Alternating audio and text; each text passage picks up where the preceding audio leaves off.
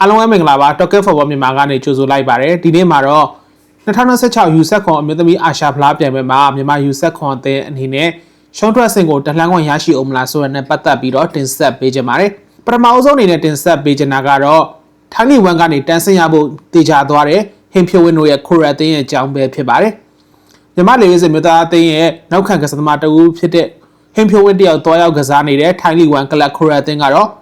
ထိုင်းလီယာတီပြီးဆုံးကန်ဒီမှာတန်းဆင်းဖို့ကတော့ရန်ကုန်ပြည်နီးပါချိန်သေးသွားခဲ့ပြီဖြစ်ပါတယ်ဟင်ဖြိုဝင်းတွားရောက်ကစားနေတဲ့ခိုရာအသင်းဟာပြီးခဲ့တဲ့2024-2025ထိုင်းလီဒူပြိုင်ပွဲကနေထိုင်းလီဝန်ကိုတန်းတက်ခွင့်ရရှိတဲ့အသင်းတစ်သင်းဖြစ်ပြီးတော့အခုနှစ်ဘောလုံးရာတီအတွက်ကျင်းပနေတဲ့2025-2026ထိုင်းလီဝန်ပြိုင်ပွဲတွေမှာတော့ရလက်တွေဆိုးဝါးခဲ့တာကြောင့်ထိုင်းလီဝန်ရဲ့ပွဲစဉ်20ကိုရှင်ပြိုင်ကစားပြီးချိန်မှာအမှတ်ပေးစရာရဲ့အဆင့်15နေရာမှာရပ်တည်နေလဲရှိပြီးတော့တန်းဆင်းဆောင်တွေမှာကြောက်ရောက်နေလဲရှိပါတယ်ခိုရာအသင်းဟာထိုင်းလီဝန်ရဲ့နောက်ဆုံးပွဲစဉ်အနေနဲ့နောက်လာမဲ့တစ်ပတ်မှာတော့ချာမိုရီအသင်းနဲ့ရှင်ပြိုင်ကစားတော့ရမှာဖြစ်ပြီးအဲ့ဒီပွဲစဉ်ရဲ့အနိုင်ရှုံးရလက်ကခိုရာအသင်းကိုထိုင်းလီဝန်မှာကြန့်ရှိစေဖို့အရေးမပါတော့ပါဘူးဒါကြောင့်ဟင်ဖြိုဝင်းအနေနဲ့နောက်လာမဲ့ရာသီမှာခိုရာအသင်းနဲ့တူဆက်ရှိသွားမှာဒါမှမဟုတ်တခြားအသင်းကိုပြောင်းရွှေ့သွားမလဲဆိုတာကတော့စောင့်ကြည့်သွားရမှာဖြစ်ပါတယ်နောက်ထပ်တင်ဆက်ပေးချင်တာကတော့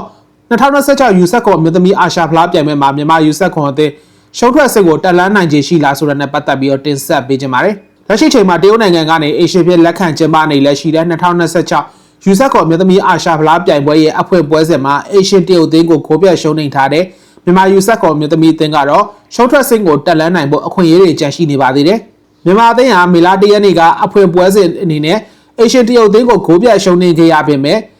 ဒီနေ့နေ့လယ်ပိုင်းမှာထိုင်းသင်းနဲ့ရှင်ပြိုင်ကစားမဲ့အုပ်စုဒုတိယပွဲစဉ်မှာတော့မြန်မာအသင်းအနေနဲ့နိုင်ဝက်တစ်ပွဲရရှိအောင်စွမ်းဆောင်နိုင်ခဲ့မယ်ဆိုရင်တော့အုပ်စုဒုတိယနိုင်ရတဲ့ကနေရှုံးထွက်စင်ကိုတန်လှမ်းနိုင်ဖို့မျှော်လင့်နိုင်အောင်မှာဖြစ်ပါတယ်။အဲ့ဒီပွဲစဉ်မှာမြန်မာအသင်းကထိုင်းသင်းကိုတေးရတာကစားနိုင်ခဲ့မယ်ဆိုရင်တော့ရှာမှတ်တက်မှတ်ရရှိမှာဖြစ်တဲ့အတွက် BNR အသင်းနဲ့ရှင်ပြိုင်ကစားမဲ့အုပ်စုနောက်ဆုံးပွဲစဉ်မှာရက်လက်ကောင်းတွေရရှိအောင်ဖန်တီးနိုင်ခဲ့မယ်ဆိုရင်အကောင်းဆုံးအုပ်စုတတိယနေရာကနေရှုံးထွက်စင်ကိုတန်လှမ်းနိုင်ဖို့မျှော်လင့်နိုင်အောင်မှာဖြစ်ပါတယ်။ဒါပေမဲ့မြန်မာ U7 ခွန်အသင်းကမကြမီနိုင်ပိုင်းတွင်ထိုင်းသင်းနဲ့ရှင်ပြိုင်ကစားမဲ့အုပ်စုဒုတိယပွဲစဉ်မှာ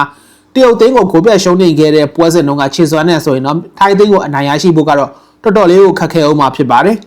။အထူးသဖြင့်အသေးလိုက်ကစားပုံကောင်းကွန်နဲ့ထိုင်းသင်းရဲ့ကစားကွက်နဲ့ဘောလုံးပတ်ပေးမှုတီးကြတဲ့ထိုင်းသင်းရဲ့ဘောလုံးပေးပို့မှုတွေအပေါ်မှာမြန်မာသင်းရဲ့ကစားသမားတွေအမှားမပြုလုပ်မှုကတော့အရေးကြီးလိုအပ်နေလဲရှိပါတယ်။ထိုင်းသင်းကတိုက်စစ်ကောင်းမွန်တဲ့အသင်းတစ်သင်းဖြစ်ပေမဲ့ခံဆက်မှာအမှားများတတ်လေးရှိတာကြောင့်ဒီလိုအခွင့်အရေးတွေကိုအကောင်းဆုံးသုံးချနိုင်ခဲ့မယ်ဆိုရင်တော့မြန်မာအသင်းအနေနဲ့နိုင်ပွဲတစ်ပွဲရရှိဖို့ကတော့ပြန်လည်မျှော်လင့်နိုင်မှာဖြစ်ပါတယ်။ဒါကြောင့်လက်ရှိချိန်မှာကျင်းပနေတဲ့2026 U7 ခွန်မြို့သမီးအာရှဖလားပြိုင်ပွဲမှာမြန်မာ U7 ခွန်အသင်းရှုံးထွက်စင်းကနေတက်လန်းနိုင်ခွင့်ရှိမရှိဘူးဆိုတာကတော့မကြာမီနိုင်ပိုင်းတွင်ထိုင်းသင်းနဲ့မြန်မာသင်းတို့ရဲ့ရှင်ပြိုင်ကစားမဲ့ပွဲစဉ်ရဲ့အဖြေကတိုက်ရိုက်သက်ဆိုင်နေလဲရှိပါတယ်။အခုတင်ဆက်ပေးခဲ့တာကတော့U7 ခွန်မြို့သမီးအာရှဖလားပြိုင်ပွဲမှာမြန်မာ U7 ခွန်အသင်းအနေနဲ့ရှုံးထွက်စင်းကိုတက်လန်းနိုင်ခြေရှိမရှိဆိုတာနဲ့ပတ်သက်ပြီးတော့တင်ဆက်ပေးလိုက်တာဖြစ်ပါတယ်။ကြည့်ရှုအားပေးတဲ့အတွက်အားလုံးကိုကျေးဇူးတင်ပါတယ်။